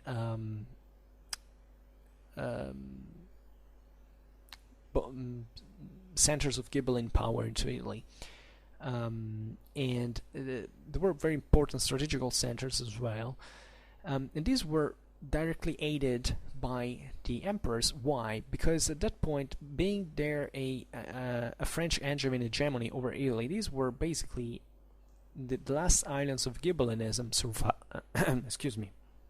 surviving, and these were constantly hoping for the arrival of the emperors. So they represented the bridgehead for the also logistically speaking for the imperial arrival. By the way, Milan and Verona were at at foothills of the Alps, so they footsteps of the Alps. So these were also very important for making actually the German armies enter into Italy. So they had this strategical significance as well. And they received money, actually not much, because the Italians this time were actually much richer individually than the same German emperors, but they usually received soldiers from German mercenaries at these times from the emperors. So that you see Henry VII, Ludwig of Bavaria, then also John of Bohemia later, so on. All these figures that eventually were kind of more towards the end more like than adventurers than actual emperors, but they all they all backed this center. So the Ghibellines had a much greater. The Ghibellines represented in this sense more like the old feudal elite, was much more internationally framed, not just in a feudal hierarchy, but also in even in marriage relations. For instance, the La Scala of Verona were they intermarried with the both, I think, with the Swabian dynasty and the Wittelsbachs. I don't remember really, but yeah, I mean they had this broad international relations, and they hoped that their power was more centralized because it was more despotic, it was less popular, in fact, was more nobiliar in nature, could bring them to to exist, I mean to develop their own power into this feudal hierarchy of the Holy Roman Empire. And indeed, if you look, for instance, what the Visconti did, the Visconti were they even fought against the German emperors to the point they even halted a German invasion of Italy alone against the Luxembourg. But they were generally now receiving also titles and power and prestige because they were generally allies with the German emperors, and they represented therefore the imperial vicaries into Italy. Whereas other cities like Florence, like Bologna, like Siena, they didn't give a damn because they just wanted to be left alone. And in this sense, the Ghibellines were much more. They had a much clearer. I can say had a much clearer vision, but they had a much greater commitment, politically speaking, because they, siding from that actual thing of the empire that now was, unfortunately for them, or maybe not so much, declining. Because this allowed them partly to enjoy this decentralized position, also as imperial vicaries into Italy. Because in fact, when the Germans actually arrived in there, they had pretty strained relations also with these alleged allies. They were still capable of maintaining their and the balance shifted continuously. There were many cities at this time that basically with a coup d'etat basically changed allegiance, in the sense that maybe it's typical, for instance, that there is a commune of Popolo that is generally Guelph that gets defeated in open field by a Ghibelline army with some German mercenaries and so on. It gets seized by a lord. There's not necessarily to be Ghibelline at that point, but that is able to exploit the crisis of the people to create a lordship, and also to start paradoxically interacting a bit more internationally, given its position and power, like a bit more like a Ghibellines did. So this is very complicated, as you understand. But just to make you understand that the terms of Guelphs and Ghibellines can be very, very fluid sometimes, and they do not really define, basically never defined any true continuity, any true allegiance to this. To these ideals. And surely these people had ideals. It's like today's politics. I mean, politics is always a dirty business by definition, and it's it was normal. I mean, even certain Ghibellines who came to betray, and this is also what the Middle Ages is so beautiful, because you might say, oh, these guys were just switching sides, were probably bad people. No, this is a typically ideological and moralistic view of history. You have to understand in every context why these people did that. And if you study that from the sources, you realize that these people most of the times were obliged to do so. Because you don't choose, you choose things for your own good, for your family, for your interests, and so if you want to maintain power, and the alternative is, sticking to the ideal just for the sake of it, you will say, but why do I have to do it?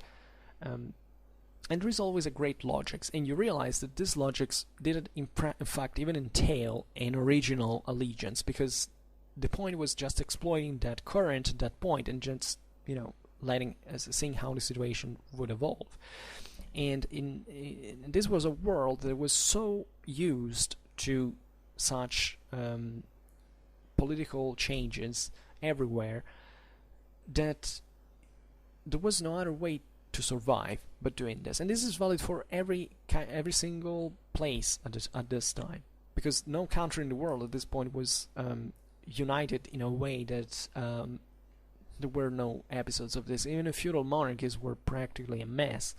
Every noble had its own interests. They sided with whoever they wanted. So this has to be understood as a structural datum that is instrumental to understand how these societies it's essential. It's inescapably it's inescapable to understand how these societies practically worked.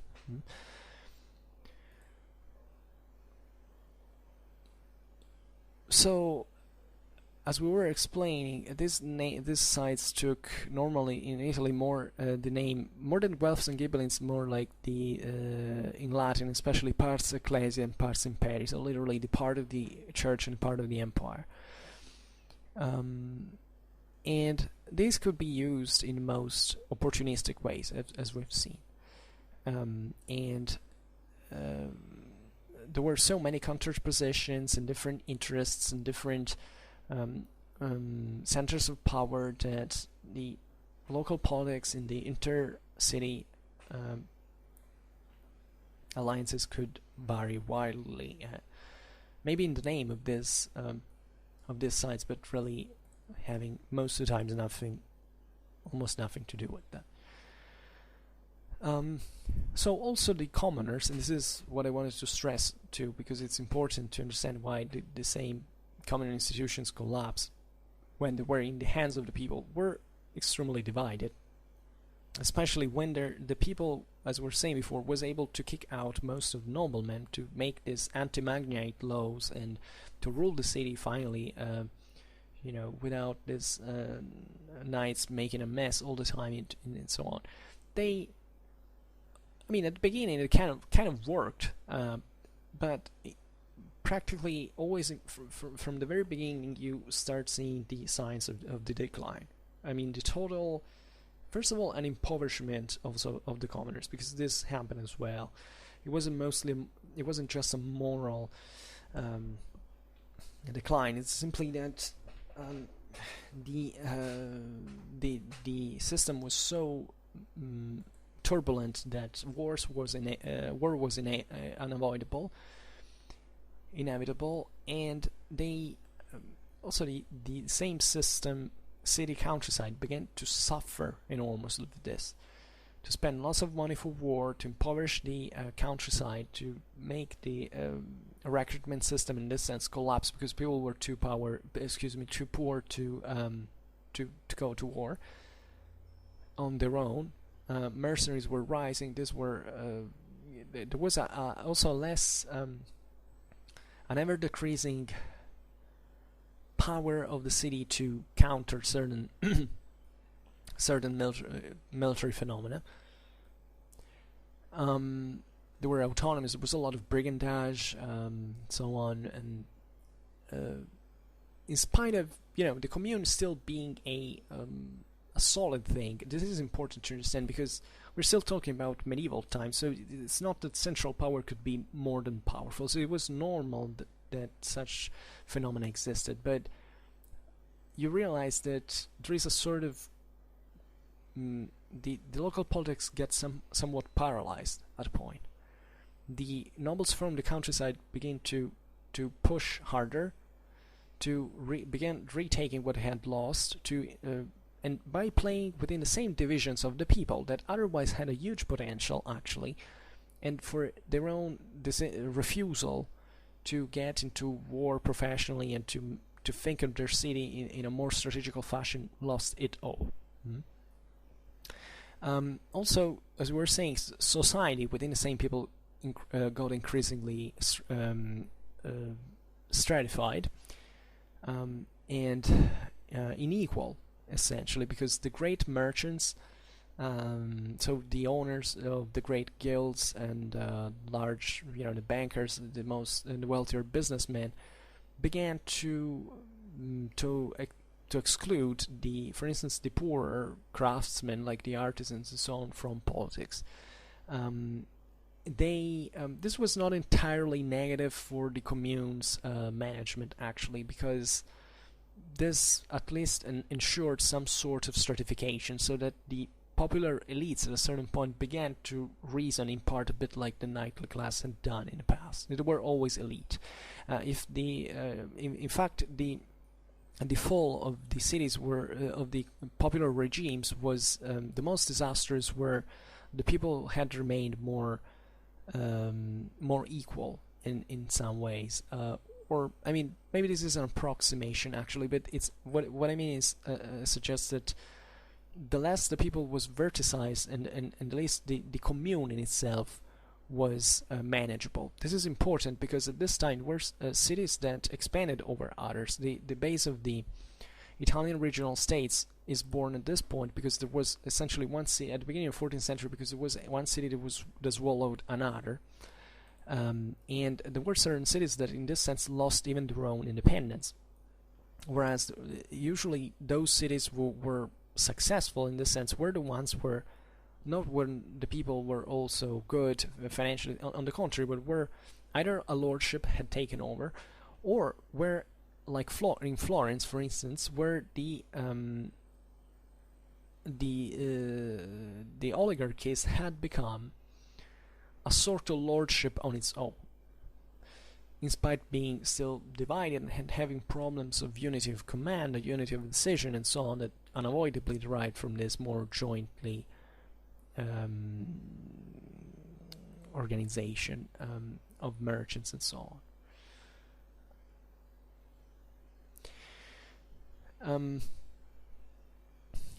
And as we were saying, the nobility immediately was involved into this. The nobility was pushing for the people to get divided, to get weaker, because they knew how the thing worked. And the feudal elites kept fighting against each other in the countryside, also because they were competing for the reacquiring power into the city, so it was normal. But also sometimes were clever enough to to work together also to achieve these results in part, and to scratch each other's back. But nobody was friend with anyone.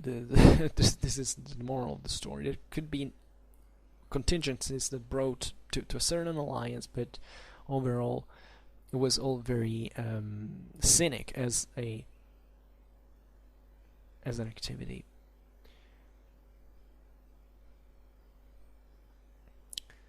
So Florence is a bit. I named Florence because it's a bit of an exception, because it's the place where basically there is a relatively solid government in terms of state proper that was still pretty incapable, especially in the beginning of 14th century. Florence gets defeated by anyone, but nevertheless it was so rich that it managed to live on, and actually to swallow in turn, very slowly, telling the truth, all the other powers around in Tuscany. And this will take centuries actually, but it was still a world that was somewhat better organized, and where practically the modern state was born because of all the resources that the city controlled, and necessarily entailed the construction of a more efficient administrative apparatus, greater political verticization, and especially also a great need for public security practice, because also the mob could be dangerous. I mean, the population was, and in fact Florence is the place where eventually the greatest salaried workers' revolts would occur into Italy. Also because it was a great production centers that used these workers, but nevertheless the state managed to, I mean the commune managed to keep this more or less in to keep everything in one piece. And there were no major upheavals in this. I mean, sometimes they called like the Angevins to assume the military command of the city, but basically they managed to remain, and Florence managed to remain an independent city in many ways. So it's interesting because other cities didn't make it, and Florence is perhaps the only, or at least the most clamorous case of a popular government that survived as such, and simply because it was enormously rich and more stratified than the others, politically and socially speaking. So the others kind of got swallowed by the lordships, especially in northern Italy, where the popular classes were all annihilated, and actually pretty brutally, and also through wars and defeats in open field.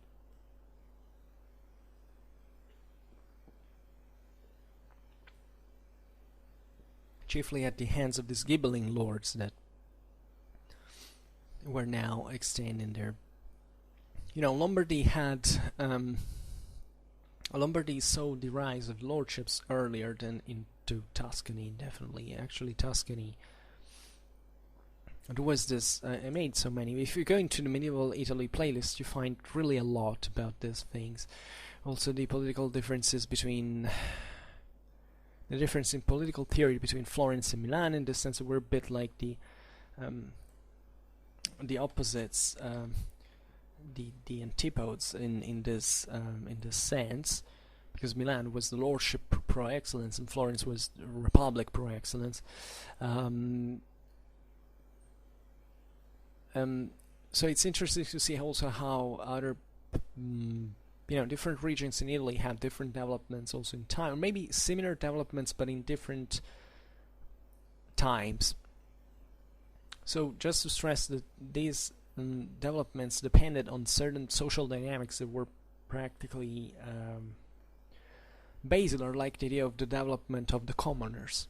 For instance, Piedmont, that is also pretty close to Lombardy, had a very late popular development, simply because it was a very different environment.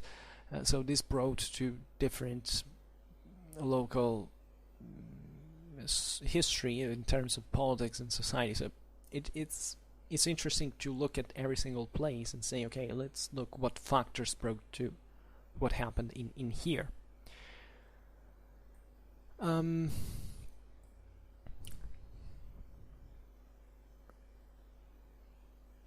Another factor that contributed, another aspect, let's say, that it's sometimes misunderstood, I believe, it's it's how autonomous the military action was in these cities. I mean, especially with the greater development of the people and the expulsions of the magnates and so on, there had been in parallel the creation of the constitutions of the so-called Societas Populi, this society of the people, where usually some thousands of infantrymen drawn from the commoners class that took arms to ensure, especially within the city and sometimes also in the city districts, and those cities were a bit more powerful, that the nobles wouldn't cause any harm. And at the same time, the noblemen had their own societatis minitum that we have seen before, that and these armored contingents took kind of the initiative in the internal matters. I mean, nobody had decided for the people to unite to take arms against the nobles. It simply happened, and it simply happened sometimes when you have to look at the political thermometer in there. So you understand that it's very interesting to see this perspective compared with all the various Italian cities, because you realize that each own had different times, as we were saying, and these times corresponded to different economical developments. For instance, there is also moral resources are important as well, because the idea that, for instance, the defeat of the Hohenstaufen brought a lot to the pride of the communal infantries, because although they had not won that as such, I mean, tactically speaking, they always needed heavy cavalry and so on, they still had the guts to stand in front of the charges of the imperial knights and to resist. And this is something that gave them so much confidence. So there were certain cities that in this sense had a much more or less confidence into this, and that has to, for instance, the city of Parma. Parma was a great agricultural center. It had this strong popular development. They managed to defeat Frederick II at the Battle of Victoria, for instance, and they were so proud about their Guelphism in this sense. It was all one with the people, and they cannot to exterminate, to exclude, to expel the noblemen. They had the most ferocious anti-magnate legislation in Italy, because they were determined by these factors. Other cities had different histories. So looking also at the map of Italy at this point is interesting to focus on every single city to say, okay, let's see why this city developed in this way and why this other didn't, and maybe so close. Also, the size of the cities is very important. Not all the the communes existed all over Italy, but none of the communes were the same. Certain cities were much larger, others were smaller, others were industrial centers, others were agricultural centers.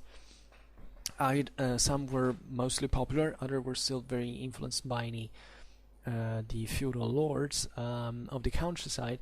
So everyone was kind of special in its own way, and it has to be understood as such. And by the way, consider that the communal phenomenon was something mostly concentrated in Lombardy and in Tuscany.